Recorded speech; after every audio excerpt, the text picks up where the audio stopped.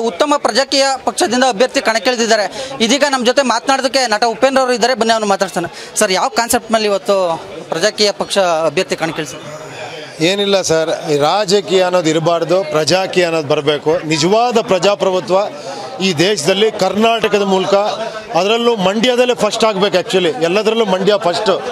So ಇಲ್ಲಿಂದನೇ ಅದಕ್ಕೆ ನಾವು ಪ್ರಚಾರನ ಸ್ಟಾರ್ಟ್ ಮಾಡಿದ್ದೀವಿ.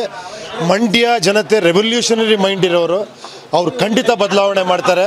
ಯಾಕಂದರೆ ಇದುವರೆಗೂ ರಾಜರ ಸಂಸ್ಕೃತಿಗೆ ಒಗ್ಗೋಗ್ಬಿಟ್ಟಿದ್ದೀವಿ ನಾವು ಮಾಡ್ತಿರೋದು ಸಂಬಳಕ್ಕೆ ಕೆಲಸ ಮಾಡೋ ಒಂದು ಸಿಸ್ಟಮ್ ಸರ್. ಸಂಬಳ ತಗೊಂಡು ಪಾರದರ್ಶಕತೆಯಿಂದ ಜನಗಳಿಗೆ ವರದಿ ಒಪ್ಪಿಸಿ, ಅವ್ರು ಕರೆಕ್ಟ್ ಇಲ್ಲ ಅಂದರೆ ಸರಿ ಮಾಡಿಕೊಂಡು, ಅವ್ರು ನೀವು ಸರಿ ಕೆಲಸ ಮಾಡ್ತೀರಾ ನೀವು ಬಿಟ್ಟೋಗಿ ಅಂದರೆ ಬಿಟ್ಟೋಗೋ ಸಿಸ್ಟಮ್ ಸರ್ ಇದು.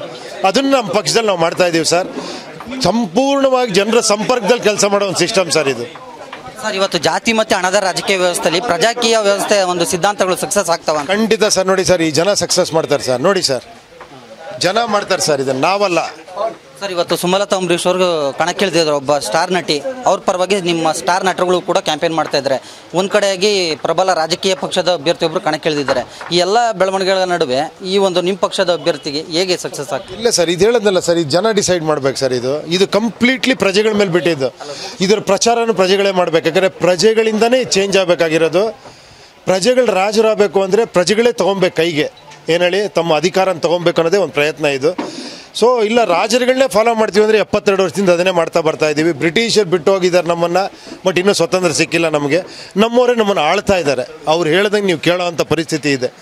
ಜನ ಹೇಳ್ದಂಗೆ ಕೇಳೋ ಅಂಥ ಪರಿಸ್ಥಿತಿ ಬರಬೇಕು. ಆ್ಯಕ್ಚುಲಿ ನಿಜವಾದ ಪ್ರಜಾಪ್ರಭುತ್ವ ಅದು ಮಂಡ್ಯದಿಂದ ಖಂಡಿತ ಸ್ಟಾರ್ಟ್ ಆಗುತ್ತೆ ಅಂದ್ಕೊಂಡಿದ್ದೀನಿ. ಎಷ್ಟು ಕ್ಷೇತ್ರದಲ್ಲಿ ಅಭ್ಯರ್ಥಿ ಕಣಕ್ಕಿಳಿಸಿದ್ರೆ? ಈಗಾಗಲೇ ಎಷ್ಟು ಕ್ಷೇತ್ರದ ಟಿಕೆಟ್ ಅನೌನ್ಸ್ ಮಾಡಿ? ಈಗಾಗಲೇ 14 ಕ್ಷೇತ್ರ ಅನೌನ್ಸ್ ಮಾಡಿದ್ದೀವಿ. ಫಸ್ಟ್ ಫೇಸ್ದು ಸೌತಲ್ಲಿ, ಇನ್ನೊಂದು 14 ನಾರ್ತ್ ಫೇಸ್ದು ನೆಕ್ಸ್ಟು 5ನೇ 7ನೇ ತಾರೀಕು ಮೇಲೆ ಅನೌನ್ಸ್ ಮಾಡ್ತೀನಿ. ಆಲ್ಮೋಸ್ಟ್ 28 ಕ್ಷೇತ್ರಗಳಲ್ಲೂ ಅಭ್ಯರ್ಥಿಗಳು ನಿಂತ್ಕೊತಾ ಇದ್ದಾರೆ. ಮಂಡ್ಯದ ರಾಜಕಾರಣದ ಮಟ್ಟಿಗೆ ಬಣ್ಣ ಹಚ್ಚೋರ್ನ ನಂಬೇಡಿ, ಸಿನಿಮಾದವ್ರನ್ನ ನಂಬೇಡಿ ಅನ್ನೋಂಥ ಒಂದು ಕೂಗು ಮತ್ತು ಆರೋಪಗಳು ಬರ್ತಾ ಇದೆ. ಅದು ಯಾರು ಹೇಳ್ತೀರೋ ನನಗೆ ಗೊತ್ತಿಲ್ಲ ಸರ್. ಅದು ಬಣ್ಣ ಬದಲಾಯಿಸೋರು ನಂಬೇಡಿ, ಬಣ್ಣ ಹಚ್ಚೋರ್ನಲ್ಲ. Okay, thank you. ಸೊ ಇದಿಷ್ಟು ನಟ ಉಪೇಂದ್ರ ಅವರ ಮಾತು. ಕ್ಯಾಮರಾ ಪರ್ಸನ್ ರೋಷನ್ ಜೊತೆ ಹೆಬ್ಬಾಕ ತಿಮ್ಮೇಗೌಡ, ಫಸ್ಟ್ ನ್ಯೂಸ್ ಮಂಡ್ಯ.